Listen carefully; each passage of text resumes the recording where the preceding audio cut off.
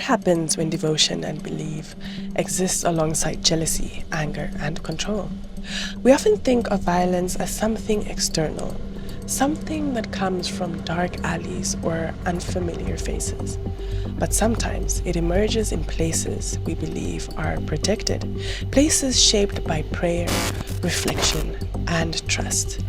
This episode takes us into one of those spaces, a theological seminary, a trainee pastor, and a relationship that ended in violence.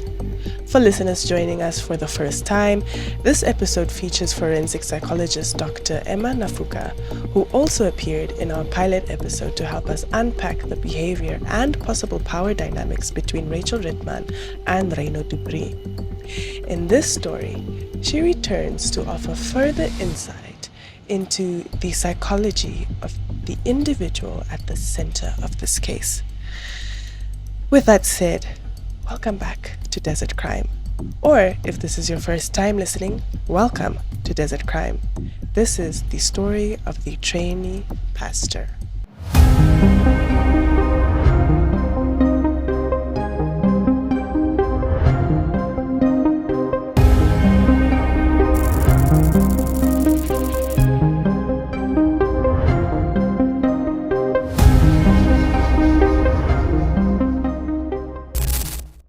This podcast discusses real crimes and may include images and descriptions of violence and sensitive content.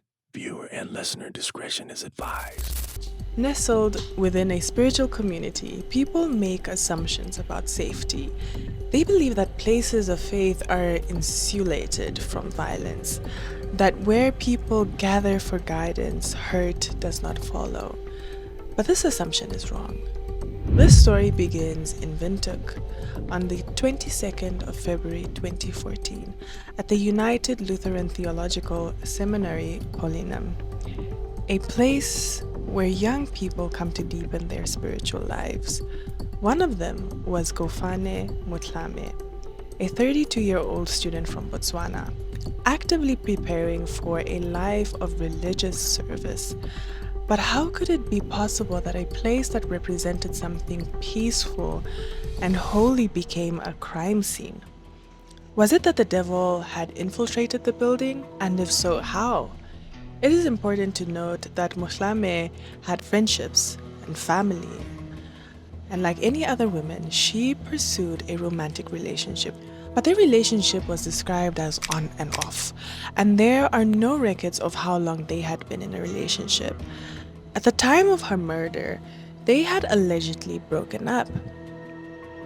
On the afternoon of her death, she was not found by a family member. No one had come to her flat after hearing screams or a struggle in her flat. Instead, the police had received a phone call about her death. The phone call came from an individual admitting to killing her. When police went to the scene, they found Gofaone lying wounded in a pool of blood.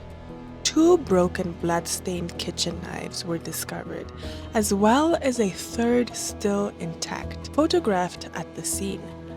What made this case unusual was not the brutality alone, it was what came next. The person responsible did not disappear. They did not deny any involvement. They did not wait to be discovered. They called the police themselves. In court, that person did not deny causing Gofaone's death, but they denied remembering it. They said the act itself was a blank space, a blackout, a moment overtaken by emotional instability. They claimed they were not in the right state of mind and asked the court to consider a psychological evaluation. There should be a presence of a mental illness, and this mental illness, because of the mental illness, the person is unable to appreciate the wrongfulness of his action, but also unable to control his own behavior. So that means that sometimes the person can have a mental illness, but that is not sufficient for the court to declare the person as mentally insane. So in that instance, the court might acknowledge that the mental illness has diminished your capacity to think logically, but it's not a defense for the case. It was not a plea of innocence. It was something more careful and calculated than that.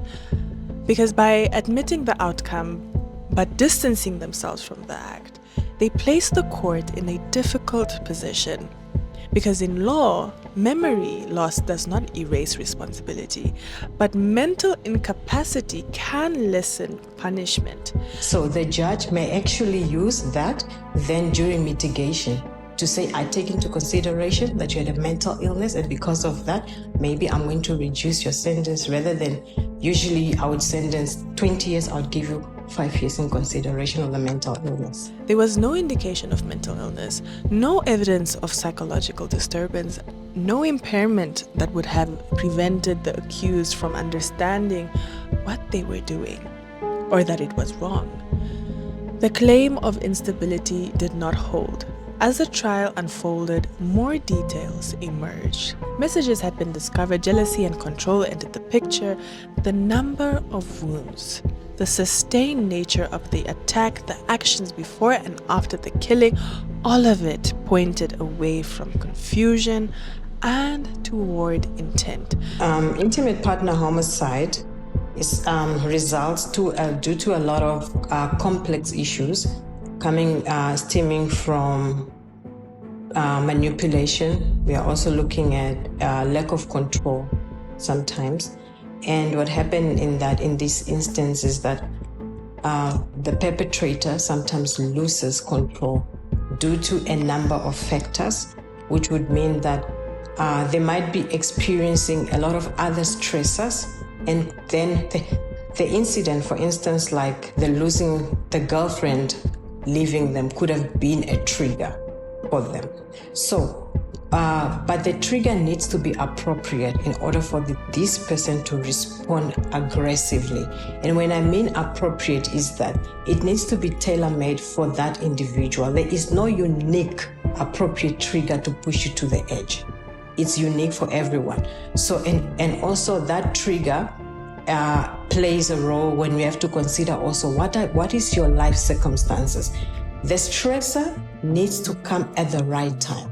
Perhaps as you are struggling with that factor, you have other multiple issues that you're also struggling with. But also at the same time, there is other personality weaknesses, like your inability to control yourself, your inability when you are extremely angry, you lose focus, and also that you have got a strong need to control your environment, and when you don't, you lose control.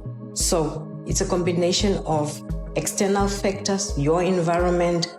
What is that factor that will push you to the edge, but it's also personal weaknesses that plays along.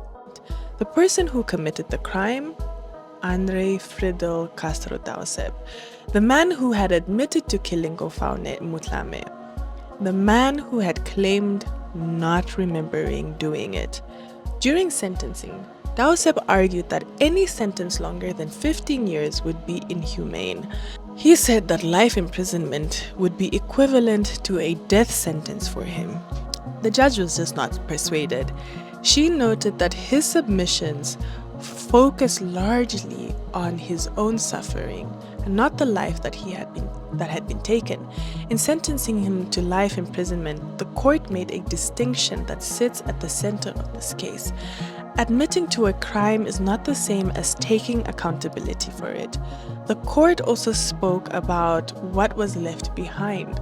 A child without a mother, parents whose health deteriorated, siblings whose lives were permanently altered.